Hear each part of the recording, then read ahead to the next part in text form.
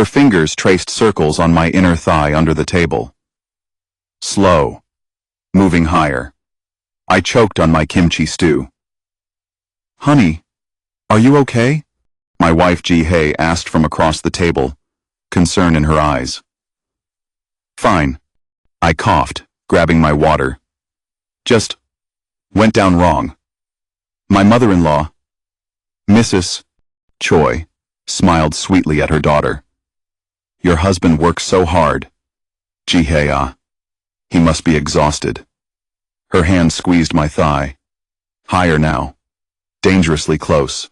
I grabbed her wrist under the table, pushing it away firmly. She looked at me with those dark eyes and smiled wider. This wasn't the first time, and I knew it wouldn't be the last. My name is David Mensah. I'm 29 years old, from Lagos, Nigeria. 2 years ago, I married the love of my life, Park Ji-hye, in Seoul. But 6 months ago, everything changed. Her mother moved in with us after her divorce, and she decided she wanted me. If you want to know how far temptation can push you, how close I came to destroying everything I loved, hit that subscribe button right now, because this story gets darker than you can imagine. Ji-hye and I met 3 years ago at a tech conference in Singapore. I was presenting on AI development. She was there representing her company.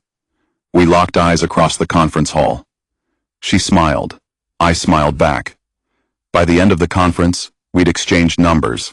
By the end of the month, we were inseparable. She was everything I'd ever wanted. Intelligent, beautiful, kind. She didn't care that I was African, or that her family would disapprove. She loved me fiercely, completely. Her father hated me at first, refused to attend our wedding. But her mother, Mrs. Choi, she seemed different, open-minded, welcoming. I just want my daughter to be happy, she told me the first time we met. And you make her happy. That's all that matters to me. I believed her.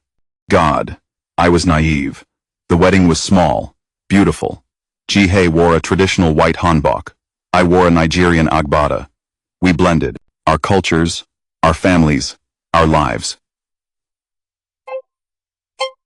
For 2 years, we were blissfully happy, working in Seoul, building our careers, planning for children. Then, her parents divorced. Her father had been cheating, multiple affairs. When Ji-hye's mother found out, she left him immediately, took half his money, his reputation, everything. She was 47 years old, newly single, and according to Ji-hye, completely devastated.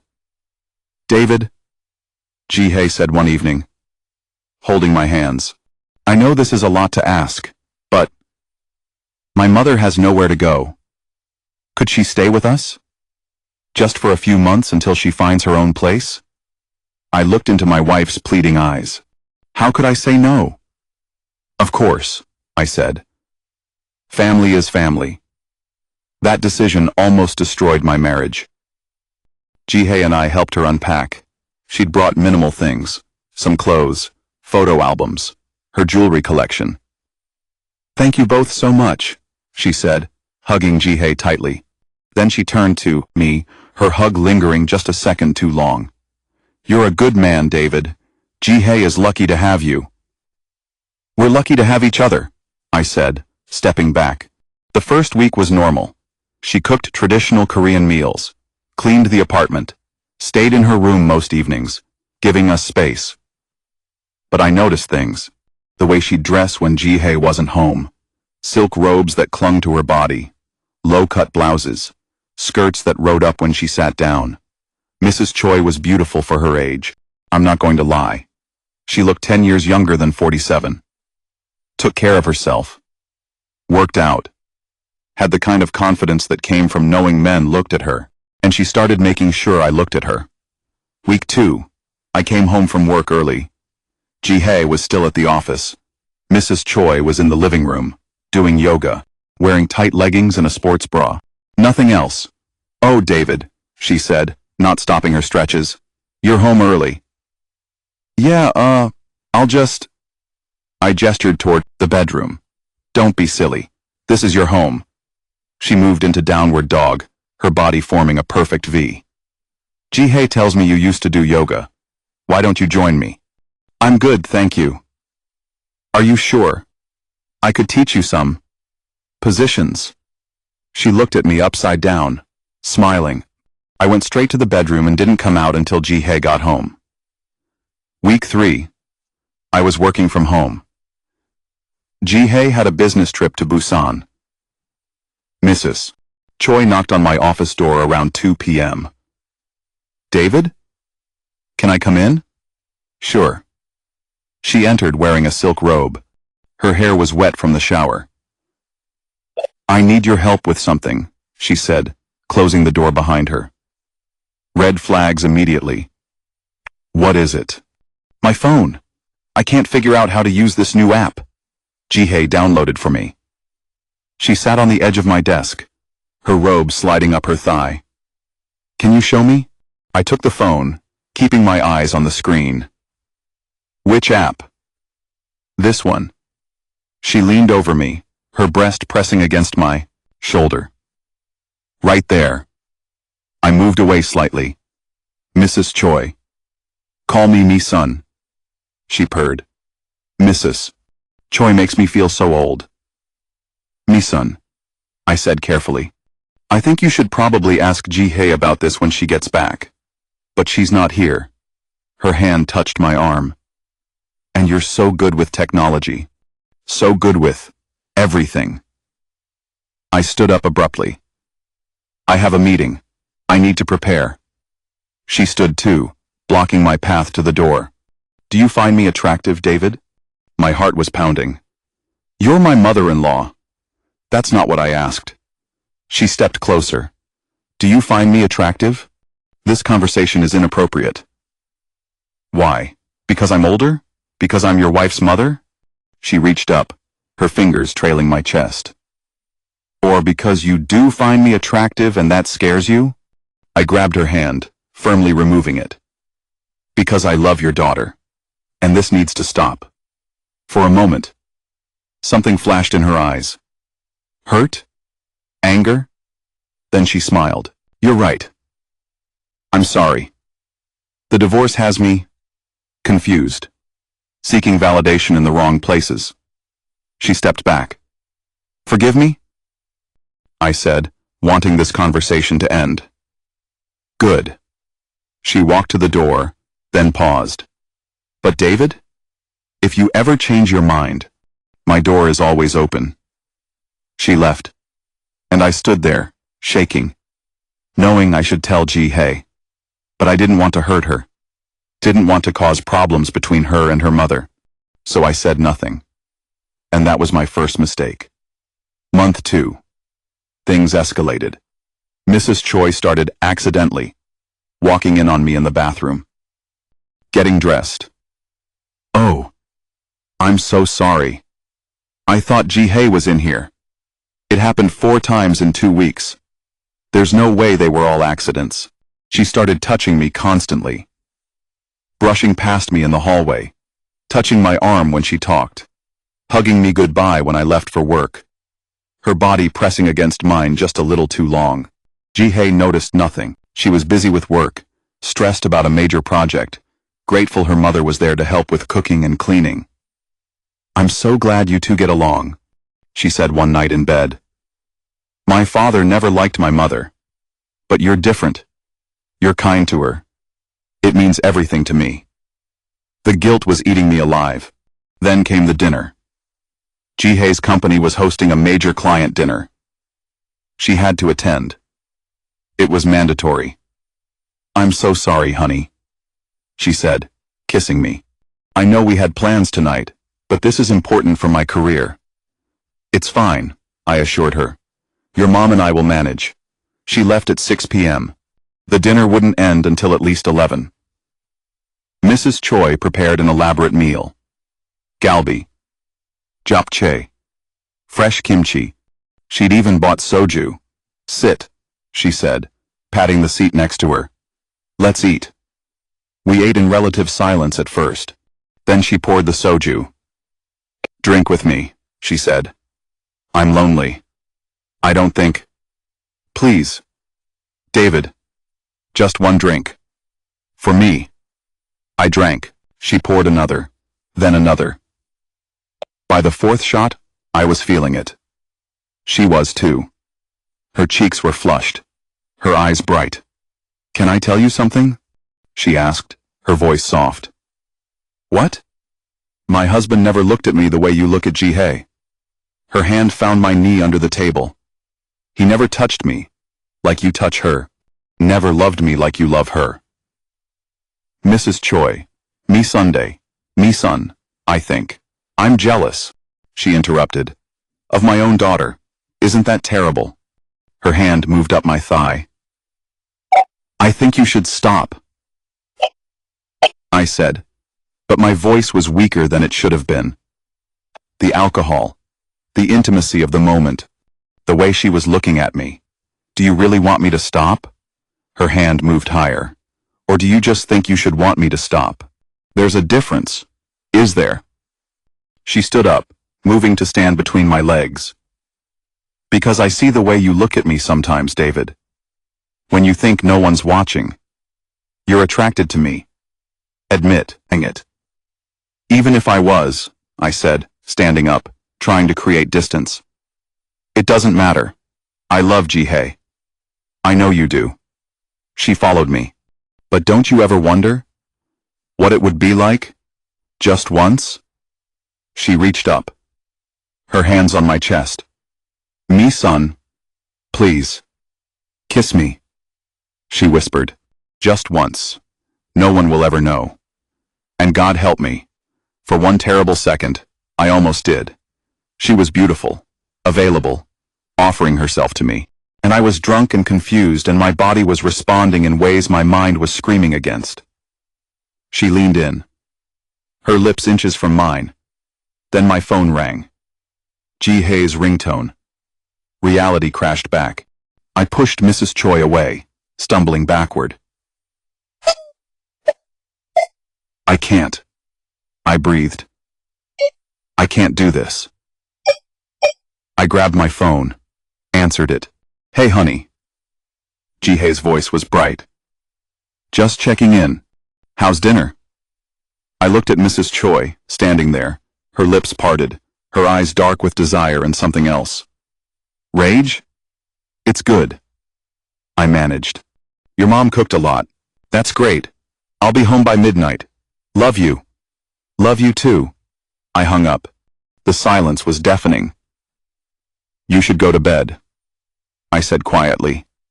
This never happened. Mrs. Choi's expression hardened. You wanted it too. Don't pretend you didn't. Maybe for a second. But I didn't act on it. That's what matters. Is it? She smiled coldly. Because I could tell Ji-hye that you tried to kiss me, that you've been making advances. Who do you think she'll believe? Her husband or her mother? My blood ran cold. You wouldn't. Try me. She walked to her room, paused at the door. I want you, David. And I'm not used to not getting what I want. Think about that. The door closed, and I stood there, terrified, realizing I was trapped.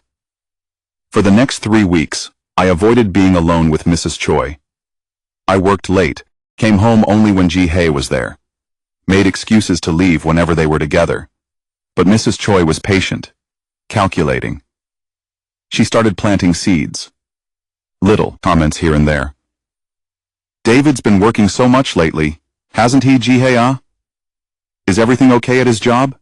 I tried to talk to David about something yesterday, but he seemed distant, distracted. Ji-hye started noticing. Honey, are you okay? You seem stressed. I'm fine, I lied. Just busy at work. But I wasn't fine. I was drowning. Then Mrs. Choi changed tactics. One Saturday, Ji-hye went to visit a friend. I was in the living room, working on my laptop. Mrs. Choi came out of her room wearing a sundress. Simple, elegant, conservative even. David, can we talk? I tensed. About what? About what happened. She sat across from me, keeping distance. I want to apologize. I was suspicious. Okay. I was wrong. Completely wrong. The divorce messed me up. I was seeking validation. Feeling rejected. And I targeted you because you're kind and good and everything my ex-husband wasn't. Tears filled her eyes. But you're my daughter's husband. And I almost ruined that. I'm so sorry. She looked genuinely remorseful. Broken even. I appreciate the apology, I said carefully. Can we start over? Pretend the last few months didn't happen? I promise I'll find my own place soon. I'll be gone within a month. But until then, can we just be family? She extended her hand. I hesitated, then shook it. Family. She smiled. Genuine this time. Thank you. You're a good man, David. Ji-hye is lucky.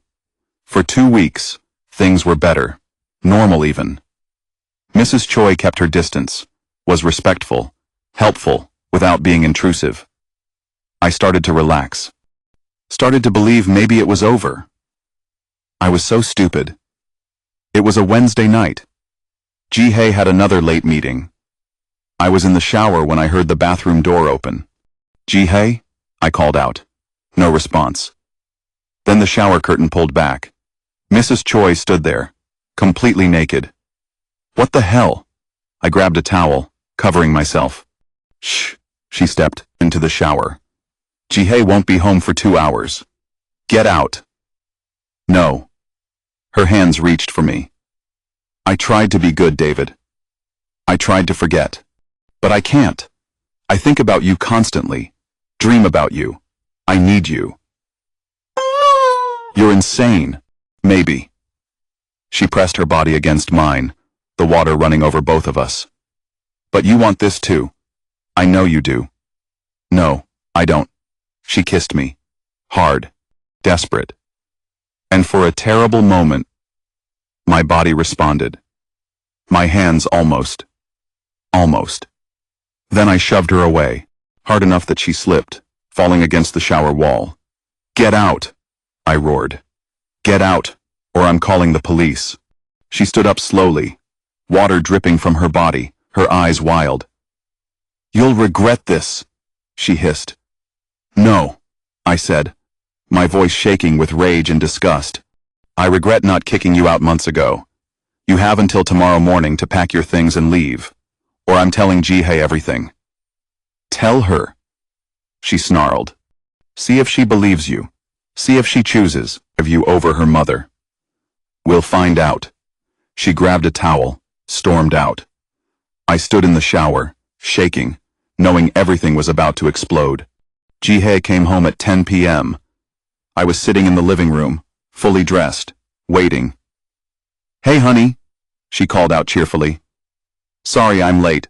The meeting ran over and David, what's wrong? I stood up. We need to talk. Now. Her smile faded. Okay. You're scaring me. Where's your mother? In her room, I think. Why? What's going on? I took a deep breath. Your mother has been making advances toward me for the past 2 months. Tonight, she came into the shower while I was naked. She tried to seduce me. Ji-hye's face went completely blank. What? I know how this sounds. My mother? My mother? Yes, Ji-hye. I should have told you sooner, but I didn't want to hurt you. You're lying. Her voice was cold. You're lying about my mother. I'm not. My mother would never.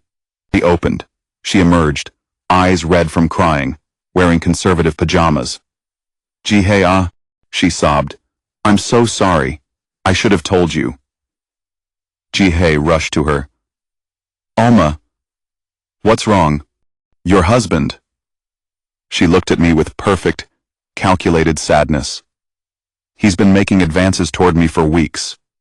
Tonight, he tried to force himself on me in the bathroom. I managed to push him away. But my world stopped. What?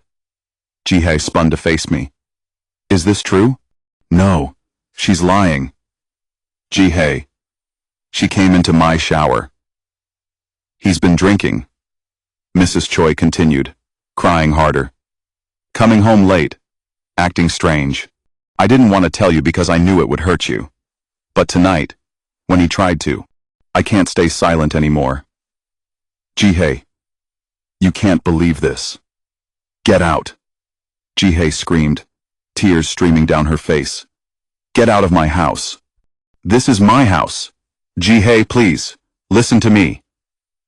I want you out. She was sobbing now. How could you? How could you do this to me? I didn't do anything. Mrs. Choi held Jihye tighter, her eyes meeting mine over her daughter's shoulder. She smiled. A cold, victorious smile. And I realized I'd just lost everything. Want to know what happened next? How I proved the truth? Whether Jihye believed me?